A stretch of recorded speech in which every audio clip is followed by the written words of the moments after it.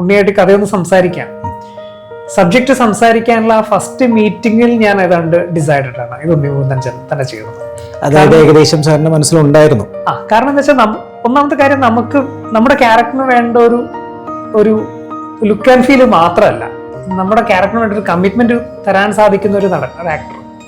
അത് ഉണ്ണി പരിപൂർണമായിട്ട് ആ ഒരു ഫസ്റ്റ് മീറ്റിംഗിൽ നിന്ന് എനിക്ക് ആ വൈബ് കിട്ടി.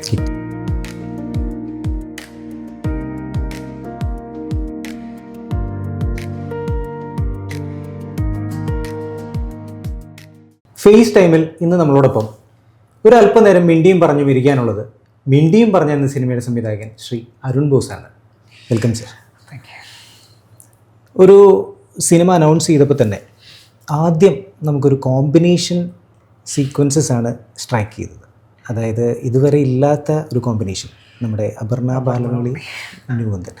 എങ്ങനെയായിരുന്നു ആ ഒരു സംവിധായകൻ്റെ കാസ്റ്റിംഗ് അതിലേക്ക് വന്നത്? ഇപ്പോൾ ആദ്യ സിനിമയിലേക്ക് പോയി കഴിഞ്ഞാൽ ടോവി, അഹാന, രണ്ടാമത്തെ സിനിമയിലേക്ക് പോയി കഴിഞ്ഞാൽ ഇന്ദ്രൻ, ശ്രുതി, വേറെ കോമ്പിനേഷൻസ് തിരഞ്ഞെടുക്കുന്നത്, അതിലേക്ക് വന്നത് എങ്ങനെയായിരുന്നു? നമ്മൾ സിനിമയുടെ കഥയൊക്കെ കഴിഞ്ഞ് സ്ക്രീൻ പ്ലേക്ക് ആയി കഴിഞ്ഞ ശേഷമാണ് ഇപ്പോഴും ഒരു ആക്ടറെ പറ്റി ചിന്തിക്കാറുള്ളൂ. സ്ക്രീൻ ബേസിക്കലി ഒരു ഫസ്റ്റ് ഡ്രാഫ്റ്റ് കഴിഞ്ഞപ്പോൾ തന്നെ നമുക്ക് ഏതാണ്ട് ഇതിന് ചേരുന്ന ആർട്ടിസ്റ്റുകൾ ആരാണെന്ന് നമ്മൾ ചിന്തിച്ചു തുടങ്ങുമല്ലോ. അപ്പോൾ ആ ഒരു സ്റ്റേജിൽ ഇത് നടക്കുന്ന ഇതിൻ്റെ ഒരു സെറ്റിങ്ങും ഇതിൻ്റെ ഒരു ജോഗ്രഫിക്കൽ സെറ്റിങ്ങും ഇത് കംപ്ലീറ്റ്ലി തൊടുപുഴ, മൂവാറ്റുപുഴ, പിന്നെ അങ്ങോട്ടൊക്കെ എന്തുകൊണ്ടോ നമുക്ക് എപ്പോഴും അപർണ ആ സൈഡിലുണ്ട്. നമ്മൾ പല സിനിമകൾ കണ്ടിട്ടുള്ളതുകൊണ്ടൊക്കെ ആവാം. അപർണ ഒരു പക്ഷേ സർപ്രൈസിങ് അല്ലായിരുന്നു. എന്തുകൊണ്ടോ നമ്മൾ ആ ഒരു തോട്ട് വന്നു. നമ്മൾ അപർണനെ മീറ്റ് ചെയ്തു. കാരണം നമ്മുടെ പടം പ്രൊഡ്യൂസ് ചെയ്തേക്കുന്നത് ഡയറക്ടർ സലീം മുഹമ്മദാണ്. പത്തേമാരി, കഥ, അതമിൻ്റെ മകു, പൂവിൻ്റെയൊക്കെ സംവിധായകൻ. ഇപ്പോൾ സലീമക്കയുടെ ഒരു ഓൺ പ്രൊഡക്ഷൻ ഒരു പടം അവിടെ നടക്കുന്നുണ്ടായിരുന്നു തൊടുപുഴയിൽ.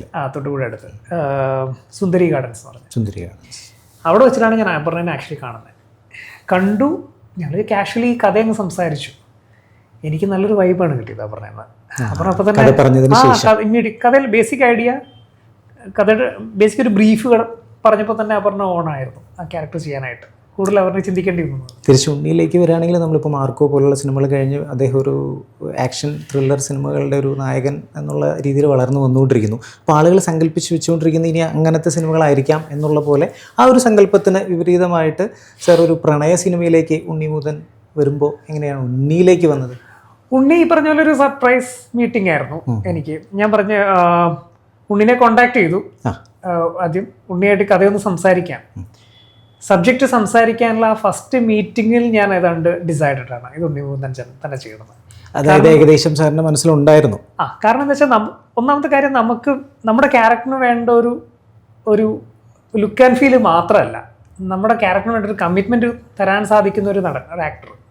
അത് ഉണ്ണി പരിപൂർണമായിട്ട് ആ ഒരു ഫസ്റ്റ് മീറ്റിംഗിൽ നിന്ന് എനിക്ക് ആ വൈബ് കിട്ടി. പിന്നെ ഇത് ഞാൻ കഥയുടെ പ്രോസസ്സിൽ ഒന്നും ഒരു ആർട്ടിസ്റ്റിനെ പറ്റി ചിന്തിക്കുകയോ, നമ്മൾ അൾട്ടിമേറ്റ്ലി ആ തിരക്കഥയൊക്കെ കംപ്ലീറ്റ് ആയ ശേഷം ഇതിന് ആരായിരിക്കാം അല്ല ഇതിനെ പറ്റിയ റോള അങ്ങനെ ചിന്തിച്ചു പോകാറേ ഉള്ളൂ. അല്ലാതെ ഒരു ക്യാരക്ടറെ ഒരു ആക്ടറിനെ മനസ്സിൽ കണ്ടുകൊണ്ട് കഥയൊന്നും വർക്ക് ചെയ്തിട്ടില്ല. അപ്പം ഞാനും ലൂക്കയുടെ കേസിലാണെങ്കിലും ടൊവിനോ അന്നൊരു സ്റ്റാർ ഒന്നും അല്ലല്ലോ, വലിയ സ്റ്റാർ ഒന്നും അല്ല. ഞാൻ ടൊവിനോ മീറ്റ് ചെയ്യുന്ന സമയത്ത് 6 വർഷത്തിലോളം തിരക്കഥയൊക്കെ കംപ്ലീറ്റ് ആയ ശേഷം എനിക്ക് എൻ്റെ ലൂക്ക എന്ന് പറയുന്ന ആ ആർട്ടിസ്റ്റിന്റെ ക്യാരക്ടർ ചെയ്യാൻ പറ്റിയൊരു മുഖമാണ് ഞാൻ ആക്ച്വലി തേടിക്കുന്നത്.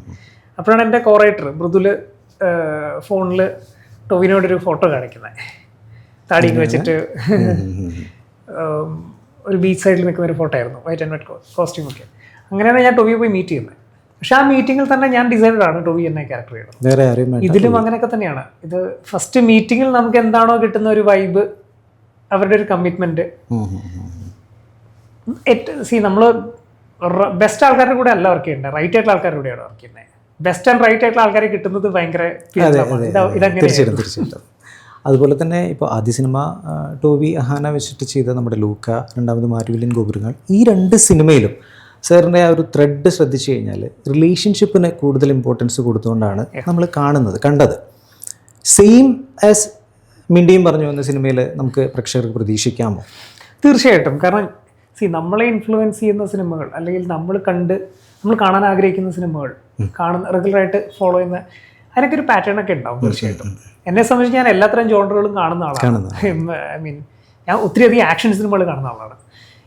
പക്ഷെ അതോടൊപ്പം തന്നെ എന്നെ എപ്പോഴും എക്കാലത്തും ചെയ്യാൻ പ്രേരിപ്പിക്കുന്ന ഘടകങ്ങൾ ഈ മാൻ വുമൺ റിലേഷൻഷിപ്പാണ്. ഫ്രണ്ട്ഷിപ്സ് ആണെങ്കിലും അതെ, റിലേഷൻഷിപ്പ് ആണെങ്കിലും അതെ. അപ്പം ടോട്ടലി ഡിഫറെൻ്റ് ആയിട്ടുള്ള രണ്ട് സ്പീഷീസ് എന്ന് തന്നെ പറയാം, ആണും പെണ്ണും. ഇപ്പോൾ ഒരേ കാര്യം ഒരാണിന് ചിന്തിക്കുന്നതും ഒരു പെണ്ണിന് ചിന്തിക്കുന്നതും തമ്മിൽ ഭയങ്കരമായിട്ടുള്ള വ്യത്യാസമുണ്ട്. അപ്പോൾ അങ്ങനെ ഇക്വേഷനുള്ള രണ്ട് പേര് ഒരു സ്പേസ് ഷെയർ ചെയ്യുന്നതാണ് ഈ ലോകത്തെ ഏറ്റവും വലിയ മിസ്റ്ററി എന്ന് പറയുന്നത്. അപ്പോൾ അതിലെത്രയോ കഥകൾ ഉണ്ടായിട്ടുണ്ട്. ഇന്നും അൺഎൻഡിങ് സ്റ്റോറീസ് അതിൽ നടന്നുകൊണ്ടിരിക്കുകയാണ്. റിലേഷൻഷിപ്പിന് ഇത്രയധികം പ്രാധാന്യം സാർ പറയാതെ തന്നെ ഈ രണ്ട് സിനിമകളിലും പറയുന്നുണ്ട്. പ്രേക്ഷകർക്ക് അത് രണ്ട് കൈ നീട്ടി സ്വീകരിച്ച രണ്ട് സിനിമകളാണത്. അതേപോലെ തന്നെ ഒരു പ്രണയ സിനിമയായിട്ട് തന്നെ നമ്മളിതിൻ്റെ വീഡിയോ സോങ്സ് ഒക്കെ റിലീസായിരുന്നു, നമ്മളത് കണ്ടിരുന്നു. അപ്പോൾ ആ ഒരു പ്രതീക്ഷ എന്തായാലും നമുക്ക് പ്രേക്ഷകർക്ക് ഉണ്ട്. ഞാൻ ഒരു 100% ഒരു പൈങ്കിളി അപ്രോച്ച് അല്ല ഈ കഥകൾക്കൊന്നും. പ്രേമത്തിൽ പൈങ്കിളി ഉണ്ട്, ഇല്ലാന്ന് ഞാൻ പറയില്ല. പക്ഷേ ഞാൻ കൂടുതൽ അപ്രോച്ച് ചെയ്യാൻ ശ്രമിക്കുന്നത് കുറച്ചുകൂടെ മെച്യൂർ ആയിട്ടുള്ള ആൺപെൺ ബന്ധങ്ങളാണ്. ഇപ്പോൾ ഉദാഹരണത്തിന് ഇപ്പം വെസ്റ്റേൺ വേൾഡിലെ സിനിമകൾ എടുക്കുകയാണെങ്കിൽ before sunset, before midnight, ആ സീരീസ് ഒക്കെ ഉണ്ട്. റിച്ചാർഡ് ലിങ്ക്ലേക്കറിന്റെ സീരീസ്, അല്ലെങ്കിൽ eternal sunshine of the spotless mind, once, ഇതുപോലെ സിനിമകൾ എന്നെ കാലത്തും എനിക്ക് ഇൻസ്പയറിംഗ് ആണ്, എനിക്ക് ഇഷ്ടമാണ്, സ്വാധീനിച്ചിട്ടുണ്ട്. അത് കൊണ്ടുവന്നത് വേണമെങ്കിൽ ഒരു ഉദാഹരണമായിട്ട് നമുക്ക് പറയാൻ പറ്റും. മാരിവില്യൻ ഗോപുരങ്ങളിൽ നമുക്ക് സെക്കൻഡ് പെയർ ആയിട്ട് വെച്ചിരിക്കുന്ന അങ്ങനെ പറയാം. ഇവരെല്ലാവരും എല്ലാവരും ഫ്ലോഡ് ആണ്. എല്ലാവർക്കും അവരുടേതായിട്ടുള്ള പ്രശ്നങ്ങളുണ്ട്. ഇപ്പം കരയുന്ന ആണുങ്ങൾ നമ്മൾ സിനിമയിൽ എത്രമാത്രം ഇന്ദിരേട്ടൻ മാരിവില്യൻ ഗോപുരങ്ങളിലൊരു പടിയിലിരുന്ന് കരയുന്നുണ്ട് ഭയങ്കരമായിട്ട്. അപ്പം ഹ്യൂമൻ ആയിട്ടുള്ള, വളരെ ഹ്യൂമൻ ആയിട്ടുള്ള, റിയലിസ്റ്റിക് ആയിട്ടുള്ള ആൺ പെൺ ബന്ധങ്ങൾ, ഇതാണ് ഞാൻ കൂടുതൽ അപ്രോച്ച് ചെയ്തത്. അത് ഈ പറയുന്ന ലൂക്കയിലും നമുക്ക് വ്യക്തമായിട്ട് കാണാൻ പറ്റുന്നുണ്ട്, മാരിവില്യൻ ഗോപുരങ്ങളിലും വ്യക്തമായിട്ട് കാണാൻ പറ്റുന്നുണ്ട്. ഇപ്പോൾ നമ്മൾ ഈ പറഞ്ഞ പോലെ കൂട്ടുകെട്ടുകൾ നോക്കുകയാണെന്നുണ്ടെങ്കിൽ ഇപ്പോൾ മലയാള സിനിമകളിലായിക്കോട്ടെ, അന്യഭാഷാ സിനിമകളിലായിക്കോട്ടെ ഒരുപാടുണ്ട്. ഇപ്പോൾ സംവിധായക കൂട്ടുകെട്ടുകൾ, അതല്ലെങ്കിൽ നടന്മാർ തമ്മിലുള്ള കൂട്ടുകെട്ടുകൾ. ലൈക്ക് ഇപ്പോൾ മലയാളത്തിലെടുത്ത് നോക്കുകയാണെന്നുണ്ടെങ്കിൽ നമുക്ക് സിദ്ദിഖ് ലാൽ, പ്രിയദർശൻ ശ്രീനിവാസൻ, അതുപോലെ ലോഹിതദാസ് സത്യനന്ദിക്കാട്, അത്തരമൊരു കൂട്ടുകെട്ടെന്ന് നമുക്ക് പറയാൻ പറ്റുമോ? ഇപ്പോൾ ഈ ഇറങ്ങാൻ പോകുന്ന മിണ്ടിയും പറഞ്ഞുമായാലും, അല്ലെങ്കിൽ കാലക്രമേണ വരാൻ പോകുന്ന Mridul George and Arun boss? Definitely തീർച്ചയായിട്ടും പറയാൻ പറ്റും. ലൂക്ക ഞങ്ങൾ ഒരുമിച്ചാണ് തിരക്കഥ ഞങ്ങൾ ഒരുമിച്ചാണ് എഴുതിയത്. ഇപ്പം മിണ്ടിയും പറഞ്ഞ് ഞങ്ങൾ ഒരുമിച്ചാണ് തിരക്കഥ. പക്ഷെ ഇനി ഞാൻ ചെയ്യാൻ ആഗ്രഹിക്കുന്ന ഒരു പടത്തിൽ മൃദുലും വേറൊരു തിരക്കഥാകൃത്തും കൂടെ ചേർന്നിട്ടാണ്. പക്ഷെ ആ കൂട്ടുകെട്ട് ബന്ധം വിട്ടുപോകുന്നു. റിലേഷൻഷിപ്പിന്റെ പ്രാധാന്യം കൊണ്ട് ചിന്തിക്കുന്ന ഒരാളായതുകൊണ്ട് ഞാൻ എൻ്റെതായിട്ടുള്ള ഒരു തിരക്കഥ വർക്ക് ചെയ്യുന്നുണ്ട്. അതിന്റെ ഒരു പണിപ്പുരയിലാണ് ഞാൻ ഒറ്റയ്ക്ക് എഴുതുന്ന ഒരു തിരക്കഥ. അപ്പൊ അതുകൊണ്ടാണ് മൃദുലും മറ്റൊരു റൈറ്ററുമായിട്ട് ചേർന്നിട്ടുള്ള ഒരു തിരക്കഥയും പാരലി അപ്രോച്ച് ചെയ്യുന്നത്. അത് വളരെ അംബീഷ്യസ് ആയിട്ടുള്ള ഒരു പ്രോജക്റ്റ് തന്നെയാണ്. ഇതെല്ലാം വളരെ അംബീഷ്യസ് ആയിട്ടുള്ള പ്രോജക്റ്റ് ആണ്. പിന്നെ റൈറ്റർ എന്ന് മാത്രമല്ല, ഇപ്പൊ ലൂക്കയിൽ വർക്ക് ചെയ്ത സൂരജ് എസ് കുറുപ്പ് മ്യൂസിക് വളരെ അത്രയും മനോഹരമായ ഇണങ്ങളായിരുന്നു നമുക്ക് ലൂക്കയിലും കിട്ടിയിരുന്നത്, മാരിവില്യൻ ഗോപുരങ്ങളിലും കിട്ടിയിരുന്നത്. സൂരജ് എസ് കുറുപ്പിലേക്ക് വന്നു കഴിഞ്ഞാൽ ആളുകൾ രണ്ട് കൈ നീട്ടി സ്വീകരിച്ചിട്ടുള്ള ആ സോങ്ങുകളിൽ അതിനേക്കാൾ ഭംഗിയായിട്ട് നമുക്ക് ഇതിൽ കാണാൻ പറ്റുന്നു എന്നുള്ളത് ഞാൻ കുറച്ച് മുമ്പാണ് ആ വീഡിയോ സോങ്ങുകളെല്ലാം ഞാൻ കണ്ടത്. അപ്പോൾ സൂരജ് എസ് കുറുപ്പുമായിട്ടുള്ള ഒരു റിലേഷൻഷിപ്പ് എങ്ങനെയായിരുന്നു? സൂരജ് ഞാൻ ലൂക്കയൊക്കെ ചെയ്യുന്നതിന് മുന്നേ ഉള്ള ബന്ധമാണ് സൂരജ്. ആദ്യമേ പരിചയം? പിന്നെ ഞാൻ കുറെ കാലം ഡോക്യുമെന്ററീസ് ആണ് ഞാൻ കുറെ ട്രാവൽ ചെയ്തു. സ്കോളർഷിപ്പോട് കൂടിയിട്ട് UK ഉണ്ട്. എനിക്ക് എൻ്റെ ഒരു ഷോർട്ട് ഫിലിമിന് 2010 അവാർഡ് ഉണ്ടായിരുന്നു ഐക്യരാഷ്ട്രസഭയുടെ. ആ വർഷത്തെ കോപ്പൻഹാഗൻ, ഞാനൊരു പത്രവാർത്തയിൽ അത് കണ്ടിരുന്നു, കോപ്പൻഹാഗനിൽ നടന്ന ക്ലൈമറ്റ് ചേഞ്ച് കാലാവസ്ഥ വ്യതിയാന സമ്മിറ്റിൽ അവിടെ 7 ദിവസം പ്രൊജക്ട് ചെയ്ത് കോപ്പൻഹാഗൻ ലേക്കിന്റെ നടുക്ക് 4 സൈഡ് ഉള്ള ഒരു സ്ക്രീനിൽ 7 ദിവസം പ്രൊജക്ട് ചെയ്തിരുന്നു എൻ്റെ ഒരു short film, my paper boat എന്ന് പറഞ്ഞു. 1 മിനിറ്റേ ഉള്ളൂ. 1 മിനിറ്റ് ഡ്യൂറേഷൻ ഉള്ള. ശേഖർ കപൂർ ഉള്ള ഒരു ജൂറി ആയിരുന്നു അതിന് അവാർഡ് ചെയ്തത്. അപ്പൊ ആ സമയത്താണ് എനിക്ക് പുറത്ത് ഒരു ഫിലിം സ്റ്റഡീസ് കോഴ്സ് ചെയ്യാനുള്ള ഒരു സ്കോളർഷിപ്പും കിട്ടുന്നത്. അങ്ങനെയാണ് ഞാൻ, അത് ഫിലിം മേക്കിംഗ് കോഴ്സ് അല്ല, ഫിലിം മേക്കിംഗ് ഞാൻ ഓൾറെഡി ചെയ്യുന്നുണ്ടായിരുന്നു. പക്ഷെ ഞാൻ ഇപ്പൊ പറഞ്ഞ വേറെ റിവേഴ്സ് വേയിൽ ഫിലിം ഈ രീതിയിൽ പഠിച്ച ആളാണെന്ന് പറയാം. കാരണം ഞാൻ ഒരാളെ അസിസ്റ്റ് ചെയ്തിട്ടില്ല ഇന്ന് വരെ അസിസ്റ്റ് ചെയ്തില്ല. ആഡ് ഫിലിംസ് ഒക്കെ 2005 സിനിമയിൽ അസിസ്റ്റ് ചെയ്തിട്ടില്ല. ഒരു 3 പരസ്യങ്ങളിൽ അസിസ്റ്റ് ചെയ്തിട്ടുണ്ട് 2005 പരസ്യങ്ങളിൽ. മൂൺ വാക്ക് എന്ന് പറയുന്ന സിനിമയുടെ സംവിധായകൻ വിനോദ് AK, അദ്ദേഹത്തെ ഒരു 3-4 പരസ്യങ്ങളിൽ അസിസ്റ്റ് ചെയ്തിട്ടുണ്ട്. പിന്നെ ഞാനൊരു പക്ഷേ പഠിച്ചത് ഞാൻ തന്നെ self shooting camera shoot edit ചെയ്യുക അങ്ങനെയൊക്കെ തന്നെയാണ് ഞാൻ പഠിച്ചത്. അത് കൃത്യമായിട്ട് കാണിക്കുന്നുണ്ട് താങ്കളെ തന്നെ സോഷ്യൽ മീഡിയ പ്ലാറ്റ്ഫോമിൽ, നമ്മുടെ ഇൻസ്റ്റഗ്രാമിലും അതുപോലെ ഫേസ്ബുക്കിലൊക്കെ പിൻ ചെയ്ത് വെച്ചിട്ടുള്ളത്. അത്തരം ഫോട്ടോസൊക്കെ ഞാൻ കണ്ടിരുന്നു. ഒരു തമിഴ് ഫീച്ചർ ഫിലിം അലൈൻ ലൂക്കയ്ക്ക് തൊട്ട് മുന്നേ, അല്ലെങ്കിൽ ലൂക്കയ്ക്ക് പാരലൽ എന്ന് പറയാം, ഒരു സിനിമയൊന്നും നടക്കാതിരുന്ന ഒരു സാഹചര്യത്തിൽ നമ്മളാരും സിനിമ ബാക്ക്ഗ്രൗണ്ടുള്ള ആൾക്കാരോ അല്ലെങ്കിൽ പെട്ടെന്നൊരു പ്രൊഡ്യൂസറെ കിട്ടിയോ ആക്ടറെ കിട്ടിയോ അങ്ങനെ ബുദ്ധിമുട്ടുള്ളൊരു വെരി മിഡിൽ ക്ലാസ് ഫാമിലി. അപ്പോൾ ആ കാലഘട്ടത്തിൽ ഒരു സിനിമ ചെയ്യണം എന്നുള്ള ആഗ്രഹത്തിന്റെ പുറത്ത് അങ്ങനെയാണ് ഒരു ഫീച്ചർ ലെങ്ത് സിനിമ ചെയ്യാം എന്നുള്ള എങ്ങനെയും ചെയ്യാം എന്നൊരു ഡിസിഷനിൽ എൻ്റെ ഒരു Canon 60D ക്യാമറയും അതിൻ്റെ ഒരു കിറ്റ് ലെൻസും പിന്നെ ലൂക്കയിൽ സെക്കൻഡ് ലീഡായിട്ട് അഭിനയിച്ച നിതിൻ ജോർജ് സുഹൃത്താണ്, പുള്ളി കൂടിയിട്ടുണ്ട്. പിന്നെ ചെന്നൈയിലൊരു ആക്ടിംഗ് ക്ലബ്ബ് റേജിംഗ് ബുൾ എന്ന് പറയുന്ന ആക്ടിംഗ് ക്ലബിൻ്റെ സപ്പോർട്ട് കൊണ്ടിട്ട് ഞാനൊരു ഹോണ്ട ആക്ടിവ സ്കൂട്ടറിൽ ഞാനും ഇതിനും കൂടെ ചെന്നൈ മുതൽ രാമേശ്വരം വരെ പലപ്പോഴായിട്ട് ട്രാവൽ ചെയ്ത് പല സ്ഥലങ്ങളിൽ പല സ്ഥലങ്ങളിൽ ഷൂട്ട് ചെയ്ത് മുഴുവൻ ആ Canon 60D ക്യാമറ ട്രൈപോഡ് പോലും യൂസ് ചെയ്തിട്ടില്ല, ലൈറ്റ്സ് ഒന്നുമില്ല, എല്ലാം അവൈലബിൾ ആയിട്ടില്ല, അങ്ങനെ ഷൂട്ട് ചെയ്ത് ഒരു ഫീച്ചർ ലെങ്ത് സിനിമ 1.5 മണിക്കൂറുണ്ട് സിനിമ. അങ്ങനെ തമിഴ് പടം ചെയ്തിട്ടുണ്ടായിരുന്നു. പ്രോപ്പർലി രജിസ്റ്റർ ചെയ്ത് സെൻസറൊക്കെ ചെയ്ത് പറയുകയാണെങ്കിൽ ആദ്യമായിട്ട് എൻ്റെ സെൻസർ ചെയ്ത് ഫസ്റ്റ് ഫീച്ചർ ഫിലിം എന്ന് പറയുന്നത് ഒരു തമിഴ് പടമാണ്. അത് ഈ രീതിയിൽ ചെയ്താണ്. അപ്പൊ അങ്ങനെയും സാധിക്കുന്ന ഒരു കാലഘട്ടമാണിന്ന്. സിനിമ ഇതുവരെ പുറത്ത് വിട്ടിട്ടില്ല. ഞാൻ നോക്കിയിരുന്നു, യൂട്യൂബിലൊക്കെ നോക്കിയിരുന്നു, കാണാൻ പറ്റി 2 പടങ്ങൾ കഴിഞ്ഞിട്ട് പതുക്കെ. പക്ഷെ അത് എനിക്ക് തോന്നുന്നു 7-8 വർഷത്തോളം ആയി അല്ലേ? ലൂക്കയ്ക്ക് മുന്നേ കുറച്ചായി. സൂരജ് തന്നെയാണ് അതിന്റെ മ്യൂസിക് ചെയ്തേക്കുന്നത്. സൂരജ് തന്നെയാണ്. അപ്പൊ കൂട്ടുകെട്ടിൽ എന്തായാലും ശക്തമായ ദൃഢമായ കൂട്ടുകെട്ട് തന്നെയാണ്. അതേപോലെ തന്നെയാണ് അനീസ്, ആർട്ട് ഡയറക്ടർ അനീസ് നാടോടി. 3 സിനിമകളും. സിനിമാറ്റോഗ്രാഫർ, സിനിമാറ്റോഗ്രാഫി എൻ്റെ 3 സിനിമകളും 3 പേരായിരുന്നു. ഫസ്റ്റ് പടം നിമിഷാണ്. നിമിഷിന്റെ ആദ്യത്തെ സിനിമയായിരുന്നു നിമിഷ് ലൂക്ക ചെയ്യുമ്പോൾ നിമിഷിന്റെ ആദ്യത്തെ വർക്കാണ്. Probably one of the youngest DOP ആയിരുന്നു നിമിഷ്. ഞാൻ മെഡ്രാസ് ക്രിസ്ത്യൻ കോളേജിൽ പഠിപ്പിക്കുന്ന സമയത്ത് അവിടെ ഒരു സ്റ്റുഡൻ്റ് ആയിട്ടാണ് എനിക്ക് പരിചയം. അങ്ങനെയാണ് നിമിഷ്. അതിനുശേഷം നിമിഷ് കുറിപ്പ് ചെയ്തു, റോഷാക്ക് ചെയ്തു, ഇപ്പം ലാസ്റ്റ് ലോക്ക ചെയ്തു. പിന്നെ മാരുവില്യൻ ഗോപുരങ്ങൾ ശ്യാമപ്രകാശ് എന്ന് പറഞ്ഞൊരു എൻ്റെ സ്റ്റുഡൻ്റ് തന്നെയാണ് മെഡ്രാസ് ക്രിസ്ത്യൻ കോളേജിൽ. ഇപ്പോഴും ഗസ്റ്റ് ഫാക്കൽറ്റി ആണെന്ന് തോന്നുന്നു. അതെ. ഇപ്പം മിണ്ടിയും പറഞ്ഞും വരുമ്പോൾ ഞാൻ ഏറ്റവും സീനിയർ ആയിട്ടുള്ള ഒരു DOP ആയിട്ടാണ് വർക്ക് ചെയ്തേക്കുന്നത്. ഏറ്റവും യങ്ങസ്റ്റ് DOP മുതൽ ഇപ്പോൾ ഇദ്ദേഹം 70 വയസ്സുണ്ട് അദ്ദേഹത്തിന്. നമുക്ക് കാലക്രമേണ ആ ഒരു കൂട്ടുകെട്ടും ഇനി പിന്നീടുള്ള മസാറായിട്ട് ഞാൻ വളരെയധികം ആസ്വദിച്ച് ചെയ്തത്. മസാറ ചെയ്യേണ്ടിയിരുന്ന സിനിമ തന്നെയാണിത്. കാരണം ഇത് ലൂക്കയ്ക്ക് ഒരു ഡ്രീമി സ്വഭാവം ഉണ്ടെങ്കിൽ ഇത് വളരെ റിയലിസ്റ്റിക് ആയിട്ടുള്ള സിനിമയാണ്. നമുക്ക് ഒരു ആർട്ടിനെ ഭയങ്കര റിയലിസ്റ്റിക് ആയിട്ടും ചെയ്യാം, ഭയങ്കര സർറിയലായിട്ടും ചെയ്യാം, ഭയങ്കര ഡ്രീം. അപ്പോൾ ലൂക്കയ്ക്ക് മറ്റേ അപ്രോച്ച് ആണെങ്കിൽ ഇത് ഭയങ്കര റിയലിസ്റ്റിക് ആയിട്ടുള്ള അപ്രോച്ചാണ്. രണ്ടും 2 ജോണർ പോലെ. Simplicity is the most complex art. അപ്പോൾ ഏറ്റവും സിമ്പിൾ ആയിട്ടുള്ള ഒരു സിനിമ ചെയ്യാനുള്ള ഒരു കോൺഷ്യസ് ഡിസിഷനിൽ തന്നെയാണ് മിണ്ടിയും പറഞ്ഞ് ചെയ്യുന്നത്. മസാർ ഏറ്റവും സിമ്പിളായിട്ട് തന്നെയാണ് അതിനെ അപ്രോച്ച് ചെയ്തത്. ഇപ്പോൾ വേറൊരു കാര്യം ചോദിക്കുകയാണെങ്കിൽ, ഇപ്പോൾ സാറിന് നവാഗതരായിട്ടുള്ള സംവിധായകർ, താങ്കൾ ഉൾപ്പെടെയുള്ള നവാഗതരായിട്ടുള്ള സംവിധായകർ ഒരുപാട് ജോണേഴ്സിലുള്ള സിനിമകൾ നമ്മുടെ മലയാളത്തിലായിക്കോട്ടെ, ഏറ്റവും കൂടുതൽ മലയാളത്തിൽ ഇറങ്ങുന്നുണ്ട്. ലോക സിനിമ തന്നെ ശ്രദ്ധിക്കപ്പെടുന്ന രീതിയിലുള്ള നമ്മുടെ ഇപ്പോൾ ലൈക്ക് ഫോർ എക്സാമ്പിൾ പറയുകയാണെങ്കിൽ ഇപ്പോൾ മഞ്ഞുമ്മൽ ബോയ്സ്, അതുപോലെ ഈ അടുത്ത കാലഘട്ടത്തിൽ ഇറങ്ങിയ നമ്മുടെ ഇക്കോ എന്ന് പറയുന്ന സിനിമ, അങ്ങനെയുള്ള സിനിമകൾ നമ്മുടെ മലയാളത്തിൽ ഇറങ്ങുന്നു എന്ന് പറയുമ്പോൾ നമുക്ക് അഭിമാനമുണ്ട്. തീർച്ചയായിട്ടും. അത്തരത്തിൽ ഈ സംവിധായകൻ ചെയ്യുന്ന ഈ സിനിമകളെ കുറിച്ച് ഒരു ആങ്സൈറ്റി അല്ലെങ്കിൽ ഒരു എക്സൈറ്റ്മെന്റ് അത്തരം സംവിധായകരോട് സാറിന് തോന്നി? ഞാൻ ഭയങ്കര എക്സൈറ്റഡ് ആണ്. ഡെഫിനറ്റ്ലി മലയാള സിനിമ ലോകത്തിൻ്റെ മാപ്പിൽ നല്ല സിനിമകളുമായിട്ട് ഒരു വലിയ സ്ഥാനം നേടുന്നതിൽ അതെ, അത് സംഭവിക്കുന്ന മലയാള സിനിമയിലാണ്. ഉൾപ്പെടെയുള്ള സംവിധായകർ ഉൾപ്പെടുന്ന മലയാളത്തിൽ ഇന്ന് എന്ന് പറയണ്ട, മലയാളത്തിൽ എക്കാലത്തും ഉണ്ടായിട്ടുണ്ട്.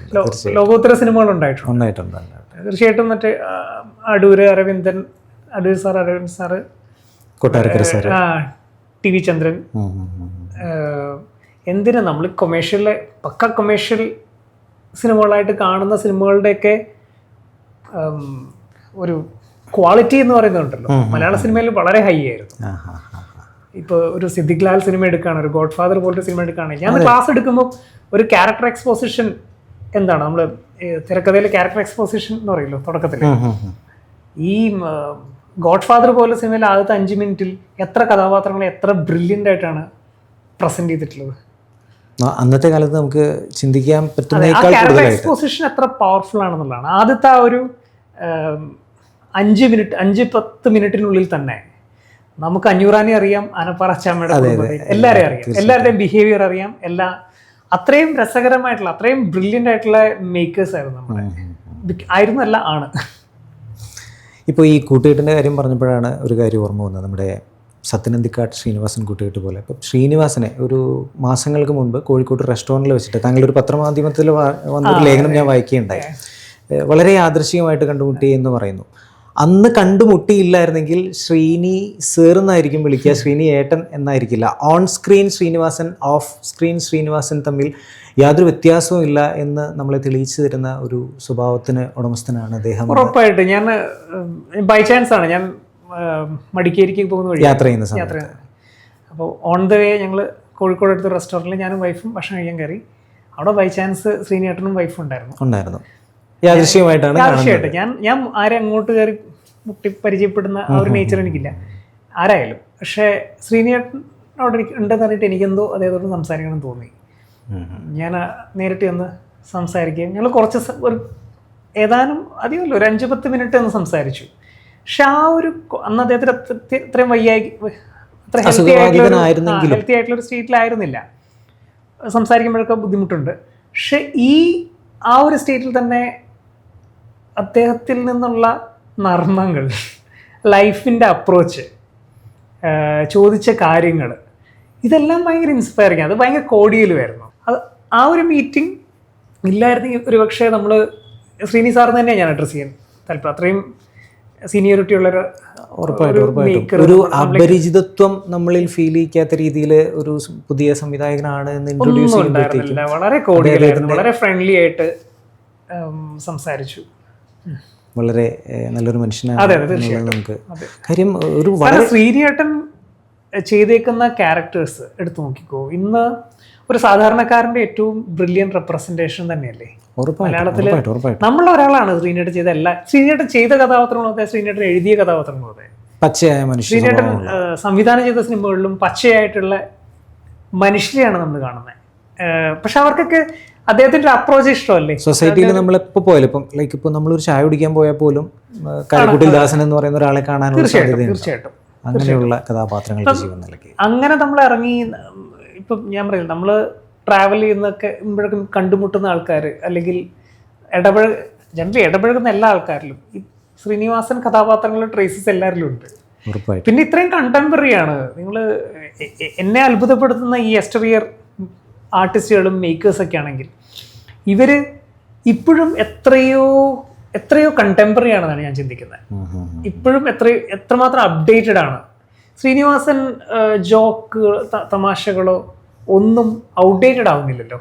ഇന്നത്തെ ജനറേഷനും അത് സ്വീകരിക്കുന്നുണ്ട്. ഒരിക്കലും എക്കാലം അത് കണ്ടംപററി ആണ്. ഞാൻ മധുവമ്പാട് സാറിൽ നിന്ന് കണ്ട ഒരു കാര്യം അത് തന്നെയാണ്. സിനിമാറ്റോഗ്രാഫർ അദ്ദേഹം എത്ര അപ്ഡേറ്റഡ് ആണ് കാര്യങ്ങളിൽ നിന്നാണ്. വൈൻ പോലെ മെച്യൂർ ആയിക്കൊണ്ടിരിക്കുന്ന ആൾക്കാരാണ് ഇവരെല്ലാവരും.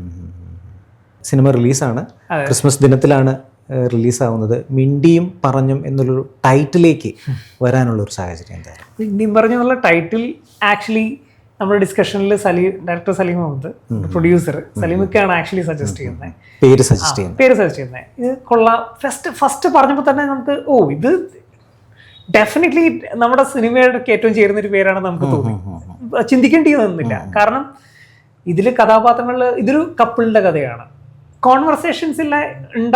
കോൺവെർസേഷൻസ് ആണല്ലോ നല്ല ബന്ധങ്ങളെ ഉണ്ടാക്കുന്നത്, നിലനിർത്തുന്നത്, അല്ലെങ്കിൽ ബന്ധങ്ങളെ നന്നായിട്ട് നിലനിർത്തിക്കൊണ്ടുപോകുന്നത്. ഇപ്പം ഈ കോൺവെർസേഷൻസ് ഉണ്ടാകുക എന്നുള്ളതാണ് ഏറ്റവും ഇമ്പോർട്ടൻറ്റ്. അത് ഹസ്ബൻഡ് വൈഫ് എന്നൊന്നും ഇല്ല കേട്ടോ. അച്ഛൻ മകൻ, അമ്മ മകൾ, എല്ലാവരുടെ ഇടയ്ക്ക് ഈ കോൺവെർസേഷൻസ് ഇങ്ങനെ മിണ്ടിയും പറഞ്ഞ് നമുക്ക് ഇരിക്കാൻ പറ്റിയാൽ അവിടാണ് ഏറ്റവും നല്ല റിലേഷൻഷിപ്പ് ഉണ്ടാവുക.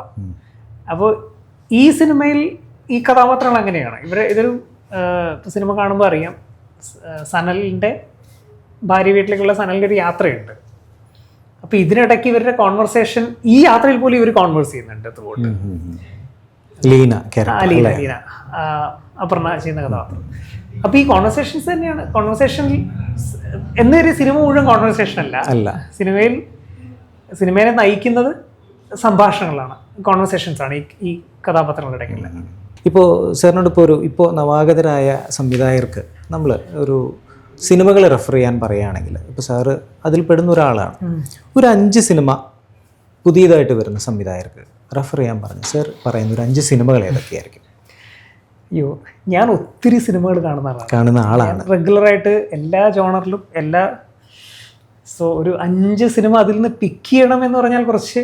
ഞാൻ അതുകൊണ്ടാണ് ചോദിച്ചത് സാർ, എല്ലാത്തരം ജോണറിലുള്ള സിനിമകളും കാണുന്നതാണ്. നേരത്തെ പറഞ്ഞ ആ ഒരു ശൈലിയിൽ നോക്കുമ്പോൾ സാർ ആക്ഷൻ ത്രില്ലർ സിനിമകൾ കൂടുതൽ കാണുന്ന ആളാണ്. എന്നിട്ടും സാറ് ചെയ്യുന്ന സിനിമകൾ പ്രണയ സിനിമകളാണ്. ഇതിപ്പോൾ സിനിമകൾ എന്നുള്ളതിനപ്പുറം ഞാൻ സംവിധായകരെ എടുക്കുകയാണെങ്കിൽ ഞാൻ ചാർലി ചാപ്ലിൻ്റെ വലിയൊരു ആരാധകനാണ്. ചാർലി ചാപ്ലിൻ്റെ എല്ലാ സിനിമകളും ഹാർഡ് കോർ റെഫറൻസ് മെറ്റീരിയലാണ്. അതേപോലെ എന്നെ ഇൻസ്പയർ ചെയ്ത ഫിലിം മേക്കേഴ്സ് എന്ന് പറയുമ്പോൾ ഇപ്പം കെ ബാലചന്ദർ ഏത് രീതിയിലും ടെക്നിക്കലി എടുത്താലും കോൺസെപ്ഷ്യലി എടുത്താലും ടെക്സ്റ്റ് ബുക്ക് ആണല്ല. ഇതേപോലെ ഇപ്പം സിബി മലയിൽ ലോഹിദാസ് കൂട്ടിലുള്ള എല്ലാ സിനിമകളും എനിക്കിഷ്ടമാണ്. സിദ്ദിഖ് ലാൽ സാറിൻ്റെ സിനിമകൾ ഇഷ്ടമാണ്. അതിൽ നിന്നെല്ലാം നമുക്ക് അടർത്തിയെടുക്കാൻ പറ്റുന്ന ഒരു 5 സിനിമകൾ ഏത് വേണമെങ്കിലും പറയാം. ഭാരതൻ സാറ്, പത്മരാജൻ സാറ്, പ്രിയൻ സാറ്. ഞാൻ കൂടുതൽ ഈ മലയാളത്തിലെ കേസ് പറയുകയാണെങ്കിൽ ഇപ്പോൾ വേൾഡ് സിനിമ എടുക്കുകയാണെങ്കിൽ എനിക്ക് വോങ്കർ ബോയ് സിനിമകൾ ഇഷ്ടമാണ്, ഹിച്ച്കോക്കിൻ്റെ സിനിമകൾ ഇഷ്ടമാണ്. നമുക്ക് എല്ലാ ടൈപ്പ് ഓഫ് സിനിമകളും ടർക്കോവ്സ്കിയുടെ സിനിമകൾ കാണാറുണ്ട്, ഇഷ്ടം. എല്ലാത്തരം സിനിമകളും, എല്ലാ ജോണറിലുള്ള സിനിമ, എല്ലാത്തരം 5 സിനിമ എടുക്കാൻ എന്നൊക്കെ പറഞ്ഞാൽ അത് ഭയങ്കര ബുദ്ധിമുട്ടുള്ളൊരു കാര്യമാണ്. തീർച്ചയായിട്ടും സാർ ആ ഒരു രംഗത്ത് ഇത്രയും ഇപ്പോൾ 3ാമത്തെ സിനിമയാണ് ഈ മിഡിയും പറഞ്ഞു എന്ന് പറയുന്നത്. സാർ ഉൾപ്പെടെ സിനിമകളുടെ കാര്യം നേരത്തെ പറഞ്ഞു. ഞാനൊരു ജോർജ്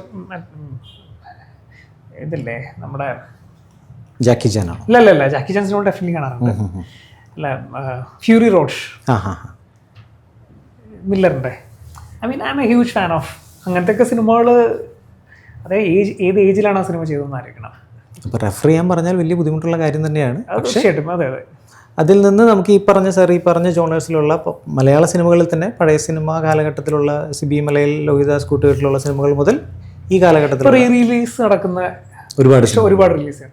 ഞാൻ ആക്ച്വലി ഏതൊരു സിനിമയായിരിക്കും റിലീസ് ചെയ്ത് കാണാൻ തിയേറ്ററിൽ ഏറ്റവും ടെക്നിക്കലിയും കോൺസെപ്ഷ്യലൊക്കെ അങ്ങനെ ഒരു പക്ഷേ ഞാൻ സംഗീത് ശിവൻ സാറിൻ്റെ സിനിമകൾ ഡെഫിനറ്റ്ലി.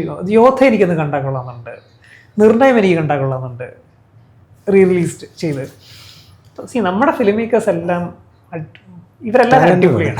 100ൽ 110% ടാലൻറ്റഡ് ആണ്, ബ്രില്യൻ്റ്. അതുകൊണ്ട് തന്നെയാണ് മലയാള സിനിമയെ ലോകശ്രദ്ധ പിടിച്ചുപറ്റുന്നതിൻ്റെ പ്രധാനപ്പെട്ട ഒരു കാരണം. താങ്കളെപ്പോലെയുള്ള നവാഗത സംവിധായകർ പിന്നീട് അനുഭവം വെച്ച് മുന്നോട്ട് വരുമ്പോൾ അതിനുണ്ടാകുന്ന ആ സിനിമ വിജയങ്ങൾ എത്തരത്തിൽ ആണ് എന്നുള്ളത് നമ്മുടെ മറ്റുള്ള ഭാഷ സിനിമകൾ ആസ്വദിക്കുന്ന ആൾക്കാരായാലും, ഇപ്പം എൻ്റെ അറിവിൽ തമിഴിൽ പോലും മലയാള സിനിമ അടിയിൽ അതിൻ്റെ ക്യാപ്ഷൻ മാത്രം വായിച്ചുകൊണ്ട് കാണുന്ന സുഹൃത്തുക്കളുണ്ട്. ഇപ്പം ലൂക്കയുടെ കേസിലൊരു സംഭവം ഉണ്ടായി.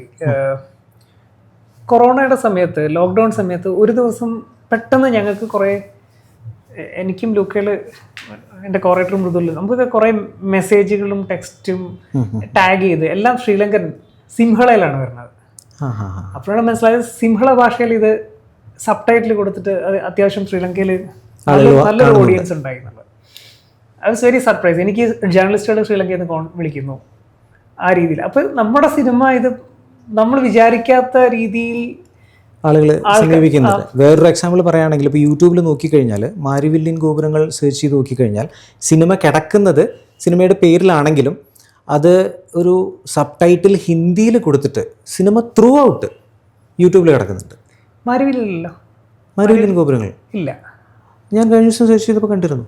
സിനിമ അതായത് അത് ഒരു ക്യാമറ പ്രിൻ്റ് പോലെ അവർ കൊടുത്തിട്ട് അവർ അതിന് സംഭാഷണം കൊടുക്കുകയാണ്. ഈ സിനിമയുടെ കഥ പോകുന്ന ഇത്തരത്തിലാണ് എന്ന് പറഞ്ഞിട്ട് കൊടുക്കുന്നുണ്ട്. അല്ല അത് പക്ഷേ ചെയ്യാൻ പാടില്ലാത്തൊരു കാര്യമില്ലേ, പടം ഇതുവരെ OTT പോലത്തൊരു സിനിമയാണ്. അതെ, പക്ഷേ അത് ആളുകൾ ശ്രദ്ധിക്കുന്നുണ്ട് എന്നുള്ള രീതിയിലാണ് സിനിമ പോകുന്നത്. അതായത് അന്യഭാഷയിലുള്ള ആൾക്കാർ മലയാള സിനിമേനെ അത്രയധികം ശ്രദ്ധിക്കുന്നുണ്ട് എന്നുള്ളൊരു ചെയ്യാൻ പാടില്ലാത്ത കാര്യം തന്നെയാണ്. പക്ഷേ അങ്ങനെ യൂട്യൂബിൽ സെർച്ച് ചെയ്താൽ ഇപ്പോഴും കാണാൻ പറ്റും. സിനിമയുടെ ഒറിജിനൽ പ്രിൻ്റ് അല്ല, തിയേറ്റർ പ്രിൻ്റ് പോലെ അതിൽ കാണിച്ചിട്ടുണ്ട്, ശരി, കാണാൻ പറ്റും. ഞാൻ കഴിഞ്ഞ ദിവസം നോക്കിയപ്പോൾ ഞാൻ കണ്ടിരുന്നു.